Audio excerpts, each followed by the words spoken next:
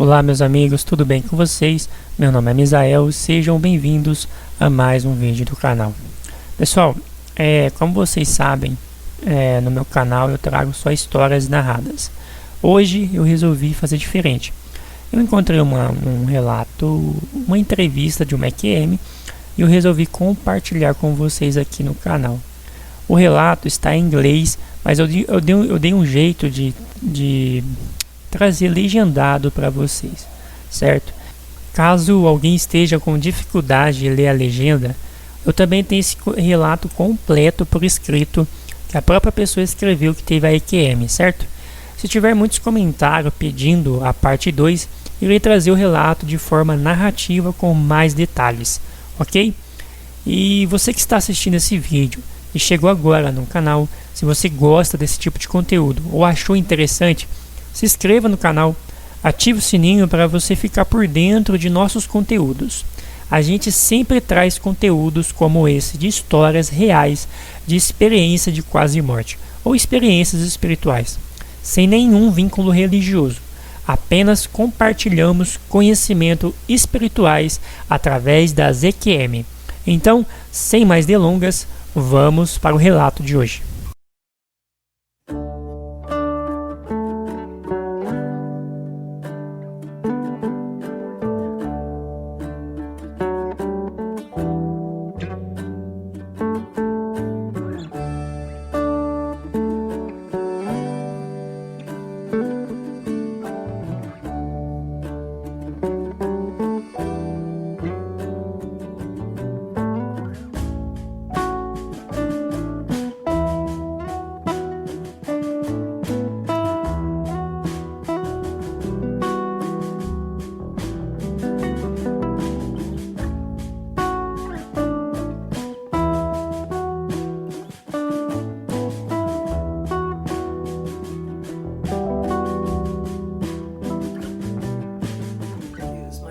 For this show is near-death experience, and we're going to use a loose definition. We're going to say a near-death experience is when you actually leave your body, and in some cases you go through a tunnel and see a light, and then you return to your body.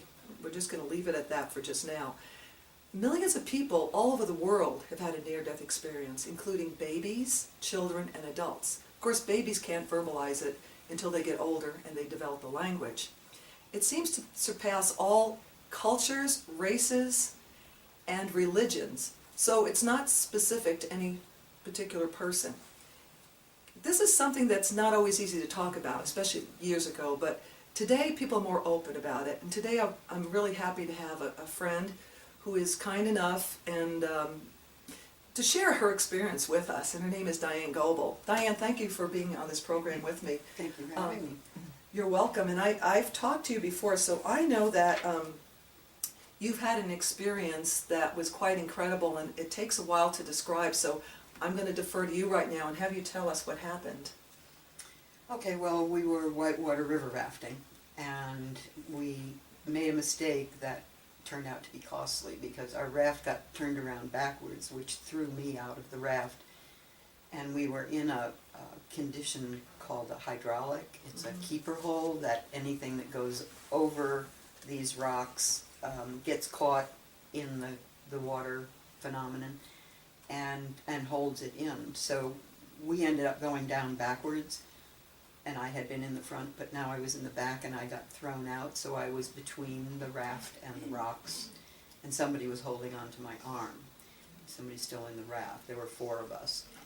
And I became very calm. I was panicked before because I was trying to grab on something in the slippery raft. I couldn't, but then somebody grabbed my arm, and I suddenly became very calm, and I realized that I was going to die. There was no question about it, and the only question was, how was I going to die? Was I going to continue to get beaten because the rocks and the water and the whole thing? And I realized that drowning would be the best way to go. And so when the water would push me up and pull me down, and it was this, and I could get a quick breath. So I got a quick breath and said, let go, and they did. And as soon as they did, I breathed in the water because I wanted to die, not wanting to continue to get pummeled. And what happened was everything went black. which is what I expected because I was agnostic or atheistic at the time. I had no belief in anything after or anything like that. So everything went black, and then it was as if I had just closed my eyes and opened them again, and this time I was above, looking down at what was happening below. So we're in the middle of a forest, forest on both sides of the river, and trees, you know, I don't know, 50 feet high, and I'm up above this, looking down and watching the commotion of the people. There are 2 men still in the raft, and other people came running back up from that had gone down before us to find out why all our things were floating down the river. And one of them was my husband, and he like got to where we were and stood out on a rock, and my thought was, oh, he's going to try to jump in and save me. Well, that's silly, I'm up here, he can't save me. Did you know you were dead at that point? No, it didn't. That didn't dawn. It didn't seem weird that that I was up there looking down. It just, that's what was happening. And with that thought, I was suddenly next to him, and I like put my hand out to stop him from jumping in the river, and realized I didn't have a hand, and I couldn't stop him. And with that, it was like, oh my God, I'm dead. That was the first time you realized you had died. Otherwise, you were consciousness observing. Yeah, I was totally aware of what was happening. I could hear everything that was going on, and the roar of the water, and you know, they were shouting, and they couldn't really understand each other. So my body was not visible to anybody. Everybody was looking for my body. Now, I'd always been a water person, so I didn't have any fear of the water. I was a water skier and a scuba diver and a swimmer, and you know, so it was familiar to me. And you weren't afraid. What's so incredible is you were more afraid of being hurt than of dying. Yeah. Which amazes me. Yeah, yeah. So with that thought, I was pulled away from there and went through what they call a tunnel. I didn't see it as a tunnel. I always look at it as like when the Starship Enterprise went into warp speed and the lights went flying by. That's kind of the experience that I had. And I was going towards this brilliant white light a zillion miles away, and getting closer to it, or it was getting I didn't know. It was very timeless. Yeah. You know, I didn't know what, where, what. I was just going with it. And then I realized that there was a presence with me. And I can only say that it was a being of light. It wasn't male, female. It wasn't religious? A person. It wasn't a religious figure. It was somebody that I had known me all my life and made me feel completely loved and accepted. This whole feeling of unconditional love that people talk about, it goes all through you. And it's like, you know, feeling the comfort of being rocked in mommy's arms or something like that. Even more than that. It was more than anything that I've experienced on earth. I was 30 at the time this happened. So I married, had 3 children, and, you know, so I had experienced love, but not love like this. Yes. This is just, there are no words, ineffable, as they say. Did you want to stay in that love? Oh, yeah, yeah. I mean, I was perfectly happy with where I was, and this being and I communicated telepathically, and any question I had was answered before I could think of the question. It was like a download of information coming to me, and so we kept getting closer to this light, and all of a sudden we were in this light, and it was like it... You said we, oh, you and this right. being of light. It's kind of like a camera lens where it opened up, and it was like I saw reality. This is not reality. What I saw there was reality, and it was like, whoa, amazing. I mean, the colors were just undescribable. Compared to Earth, beauty, it's black and white. It's drab. When you see it on the other side, it's like, wow. You know, it's just amazing. And so we traveled to various places. I was taken, things were explained, information was given to me, I understood how it all works. I had... You'd be giving knowledge. Yeah, knowledge about why we're here, what it is to be human, what all that means, why we're here, what we're striving for. All of that information was given to me and shown to me. I saw beings they weren't human beings, but they were individualized They felt souls. I don't know, I don't know. good. Did what you recognize words. anybody? Because sometimes people say they're No, relatives or... Yeah. Uh-huh. No, I didn't recognize anybody that I would say was a religious figure or my grandmother. Maybe or, because you were an atheist too, because I've read that sometimes a person will see it and they will think it's Jesus or Mohammed. Yeah, but even people who aren't religious may see Jesus. Yeah, because that's in their mind, Yeah. they made that connection, oh, this must be Jesus. Yeah, Whereas with me, this being of light, I didn't think of as as any particular. Mhm. being. It may have even been my soul, and we were in the process Your of higher self, merging. yeah. It's like you can drive yourself crazy Think trying of what to it find was. the words to. All you know to is it fit felt this. really good Yeah, and it felt loving. really good. Yeah. Uh-huh. And so many things happened, and I won't go into all of the details. But at the end, we were traveling towards this. It looked like a cluster of crystals, and as we got closer, it got bigger. And so by the time we got up to it, you couldn't even see the top of it. And we're at the base of one of these crystal structures, and we were talking or communicating about whether I wanted to go back. And no, no, thank you. Yeah. I like it here, and Uh-huh. this is wonderful. And no, I don't want to go back. But I was told that if I chose to go back, I would be given information to bring back with me to share with other beings, that we don't die. That the whole thing that we have to realize is we just step out of our body and then our consciousness continues on. So that was the message. And so I thought, well, that sounds good. And as soon as I thought that, even without saying yes or no, I was pulled into this building. Not building, I don't know what it was, but I spiraled up through it because it was conical shaped. It came to a point at the top. And I traveled through, and it was like a library. It was full of books and scrolls and ancient knowledge, and more than that, I communicated with It wasn't the, beings. I can never say the word Not right. the Akashic records. Thank you for no. saying it for me, because I can never say it right, yeah. No, that's more like the history of your lives. Okay, but it was knowledge. It was knowledge. But not only were there books and scrolls and things, but there were beings. And so it's like I talked to Socrates. I talked to Aristotle. I got all this information from them as I'm flying. No, how did you know it was Aristotle and Socrates? Because it relates to what happened to me later when I Oh, went okay. back to school, and it was Oh. like, Oh, okay, so we chatted before. we need to take note of this, because in part 2 and 3, we're going to discuss more of what this all means. Yeah. Okay.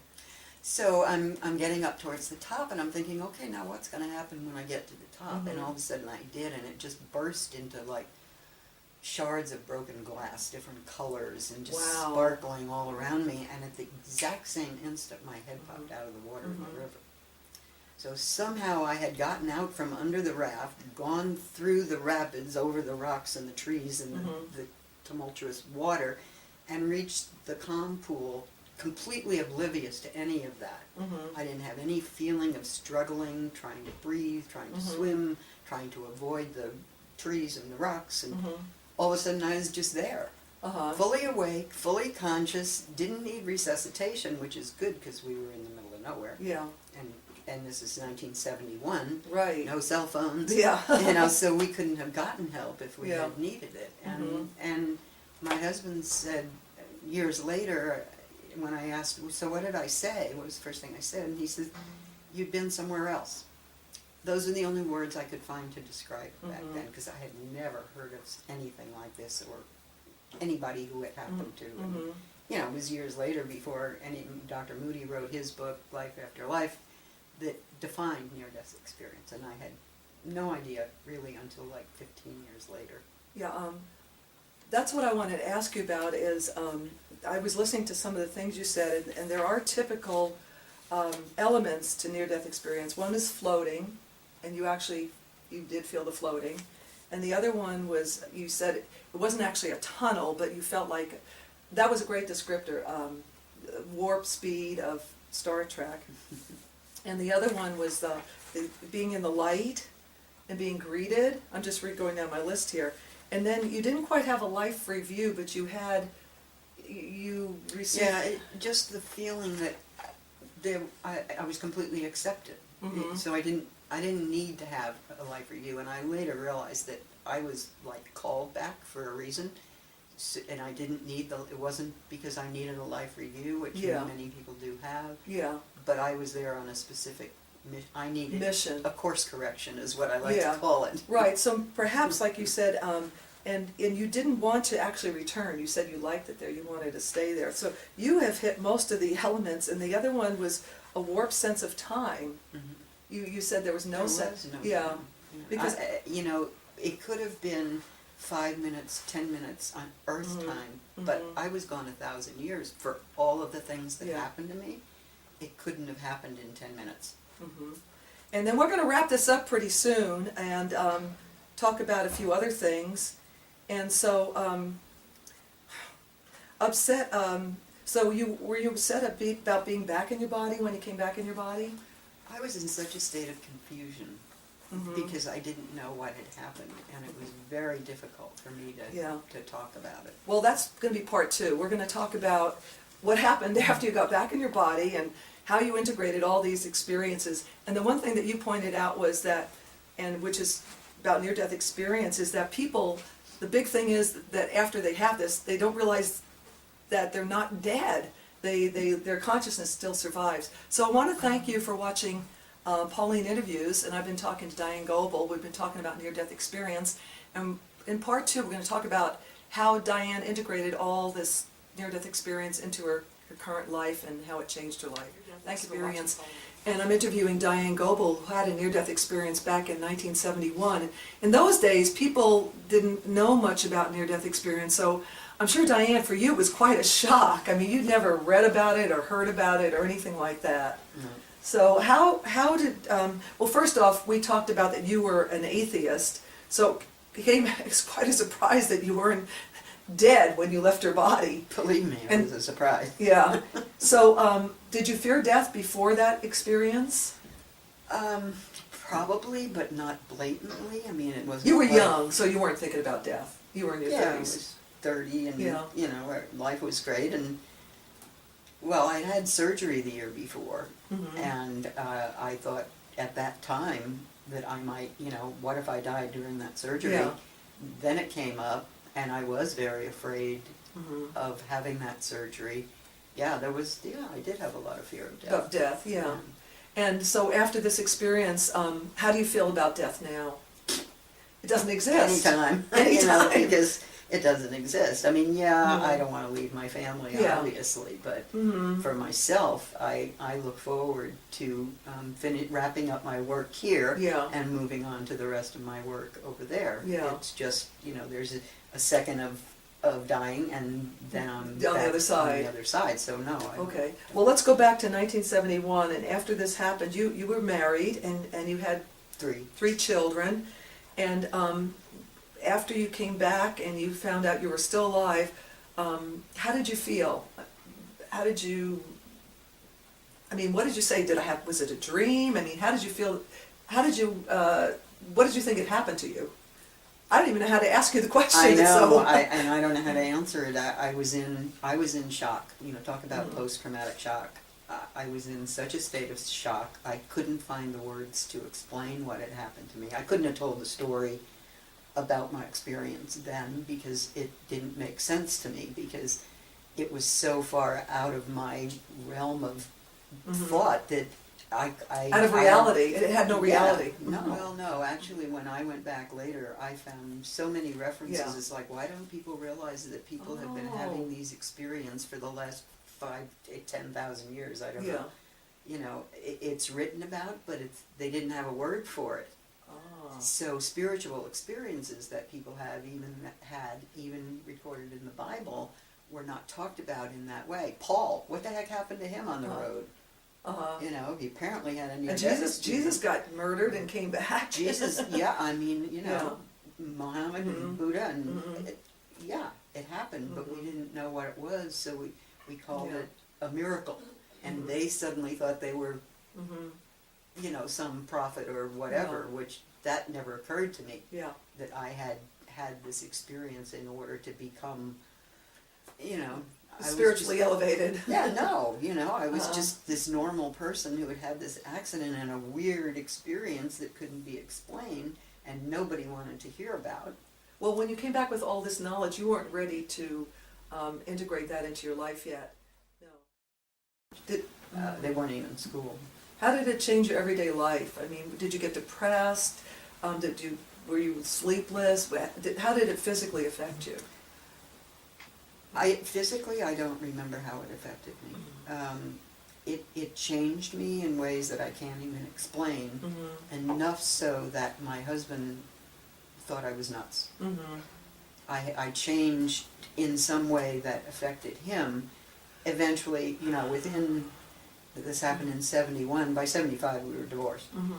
We broke up a couple years before that, and a lot of bad things happened, and it was not good. He took the kids, and anyway, you went through a dark night of the soul after having this, yeah. Yeah, and I couldn't explain it. I couldn't express it, and then I stopped trying to talk about it, and really didn't talk about it for 15 years until I picked up a book and went, "Oh my God, this happened to other people." That was and then it all Dr. Raymond Moody's book? No, it wasn't. I didn't come across his until years after that. Oh. This was Ruth Montgomery. Oh, Ruth Montgomery, Strangers yes. Among Us. Yes. She talked about walk-ins, and I thought, the walk-in thing doesn't fit right. No. But something happened. Yeah. So that led me to further study, and Yeah. then gradually found out that this is, happening to people, Yeah. and it started to be studied. And of course now I'm involved in the study of it, Yes. or have been for many years. So I remember you saying you came in with all this experience, all this knowledge, but when you came back into this body, you weren't able to use it because you were so traumatized by what happened to you. So when were you eventually able to use all that wonderful knowledge that they said, I'm giving you this knowledge to give to others to help the world? That was a long process, and what happened was I ended up going back to school. There's a story behind that, but going back to college to study psychology to figure out what was going on in my own head, and to try to understand this whole thing. So I got a bachelor's degree and a master's degree, and I had worked in a battered women's shelter and realized that I wanted to be a counselor, and that's what led me into psychology. And then, progress from there. I had no ambition beyond being a mother when this happened to me. And now all of a sudden I'm studying this, and I'm trying to figure out what happened and trying to help other people deal with it. And when I graduated from college was when I had a reawakening of the experience, because again, I hadn't talked about it. Had I talked about it while I was in college, I might have ended up really being a researcher, but it still was buried. So it was still, that was 1983, it was 1987 or 8 when I finally opened Ruth Montgomery's book. And then it started coming out, and I started talking about it, because it all came back to me as if it happened yesterday. And, it's been over 40 years now, and it's still right here. I can see it. So how do you feel about it now that you've been through the dark night of the soul, and you've studied, and you more or less understand what happened to you? Are you glad you went through that experience, and how has at this point has changed your life? It seems like you're able to help others now with what you've learned. Oh, how do I feel about it? Well, are you glad it happened? I'm glad it happened, because it certainly changed me. And I would like it to happen again, because I'd like, so good. Yeah, I'd like, Yeah. further clarification about some Right. things. Does it ever come to you in your dreams? Do you ever relive any of it? Or- No. No. I've written about it enough that I've purged myself of it. I've written a number of books, so, and I have a About website. your and experience. In part 2, you talked about it really changed your life. And at the time you had it, there was no help for you. Nobody had been talking about what is a near-death experience. It was in 1971. But since that time, and you said it was in the 80s that you read Ruth Montgomery's book. late 80s. And then another person who's talked extensively about it, who's well known as an expert, would be Dr. Raymond Moody. And I believe that he was actually a medical doctor, He's a psychiatrist. Psychiatrist. Somebody had told him about an experience and it interested him, and then Mm-hmm. he started looking into it. And Wasn't he even afraid to even talk about it until later because he was afraid that people would I think. think he was, Yeah. well, the medical people and the researchers got some bad rap for even looking into this because it was so, science can't prove any of Right. this, so Mhm. I can't prove this happened to me. Mhm. But fortunately, people are a little more open-minded now. There are tons of books, and when you had that near-death experience, they gave you knowledge. And they said that, and that was one of your gifts, to come back with this knowledge so that you could help other people. And so, how have you taken that knowledge and helped other people? Well, like I said, You've authored several books, and I love the title of this one, Beyond the Veil. That's a great, and by that you mean, obviously, on the other side, right? The veil is the veil that's separating us from the other side. right, and that's all it is. When that veil Mhm. drops, when you die, when your body dies, that veil drops and you see Mhm. what's really there. When The did curtain falls. Right, and because we know there are different dimensions that people move on to. So when did you author this book? This is the latest version of an ongoing series of books and works that I've done, and it's to help patients and caregivers deal with their end of life. It's not, although I talk about my experience in the beginning of the book, it's not about my experience. Mm-hmm. It's about how to prepare yourself emotionally and spiritually for your last days. Mm-hmm. It's got a lot of exercises and meditations and information that will be helpful people. Is this sold in all bookstores and online as well? Yes. And I like Beyond the Veil, that is also your website, isn't it? Yes, it Beyond is. the Veil.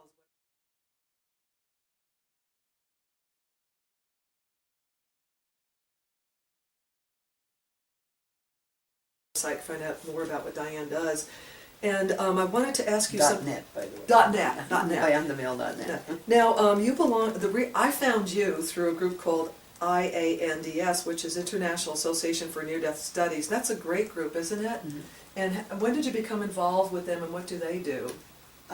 Back in the 90s, I came across them, I guess online somehow, Mhm. I don't remember how. But they have support groups Mhm. for people who have had near-death experiences. They do education. They work with doctors and hospitals trying to get the information out there. And they're Mhm. a wonderful group. Mm-hmm. And so people obviously can find them online. Mhm. And I did mention that also there are scientific groups, and this is a supportive group. They're also supportive and investigative, probably? Yeah, Yeah. they have a research arm Mhm. through the University of Virginia, I Mhm. believe. And, yeah. So I think nowadays, if people have these experiences, there's plenty of support, and it's something that people need not be afraid to talk about, that they're going to wind up thinking they're crazy and wind up in a hospital, some kind of a They mental even have hospital. a retreat now for people who have had Oh, they do? experiences. Once a year they have a retreat where, Oh. because to help people work through Right. having had the experience. Yeah, just because there are support groups doesn't mean that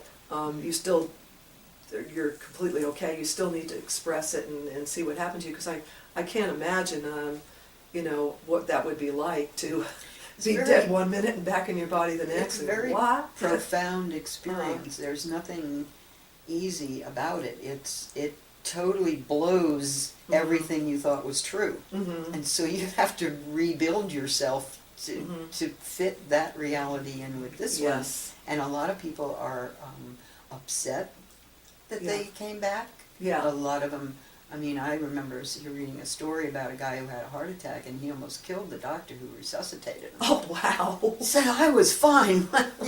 Why'd you do Why'd that? you bring me back? Yeah. So to then be in the world and it's like you're hit with gravity and you're stuck in the body, whereas Mhm. before you were completely free, you Mhm. didn't have a body to Yeah. deal with, and coming back is not. It's hard because when you're a baby and you're born, it's a gradual thing, and then you're birthed, and there you are in your physical body. But you go from your physical back to your spiritual, which you truly are, and then back to your physical. I can't even imagine. Well, I'd already asked you in the other part, were you afraid of death before? You said yes, and I asked you if you're afraid now. You said no. And now I'm going to ask you to end the show is, are you glad this happened to you? I am. And it's certainly been an interesting journey. It's like I've learned that this is why we come here, is to Mhm. grow spiritually, and it's our soul work that we're doing Mhm. here. And we get caught up in what is going on with the drama in our lives, and really that's nothing. Yeah, yes. That's not what it's about. And once we get over that and start working on our spiritual path, Mhm. life becomes very different. And so I'm really glad it happened. And I think it was, I believe in, we planned this before we come in this life, Yes. my soul decided it was going to wake up Yes. finally in a lifetime, Uh-huh. and that's one of the things that we need to do, is wake up Mhm. and realize that this isn't all there is. Mhm. Yours was a more dramatic wake up. I've been reading books, so I've waken up my soul, if that's how I'd say it, because I don't know, I've been gravitating to books and trying to, I'm a searcher, a seeker, so I read books, so that's a lot easier than having a Having near-death experience. Say, experience. come on, You wake can up, do Diane. it vicariously Yes, yeah. through those of Yeah. us who have had So I'm the glad I'm experience. having this experience, although if I had your experience, who knows, I can only speculate, but I appreciate you sharing, because that was And my something to main share. message to tell people is that we don't die. We don't die. We just step out of our body and we go on, and don't be afraid of death. And don't jump into it. I mean, I don't advocate No, we don't want jumping to. into Yeah. it, but yeah, it's not this scary thing. It's not the end of everything. Yeah. And we do all get together again. Mhm. We're part of a soul group, if you want to call Mhm. it that. I don't believe in soulmates, but Well, soulmates could be anything. We are Yeah. soulmates on the other side, Yeah. and we agreed to meet in this lifetime and Mhm. do this, what we're doing right now, to Right. help educate people and help them onto their spiritual path. I can't get any better ending this part 3 than what you just said, Diane, so thank you so much. Thanks, Pauline. Thank you for watching Pauline Interviews.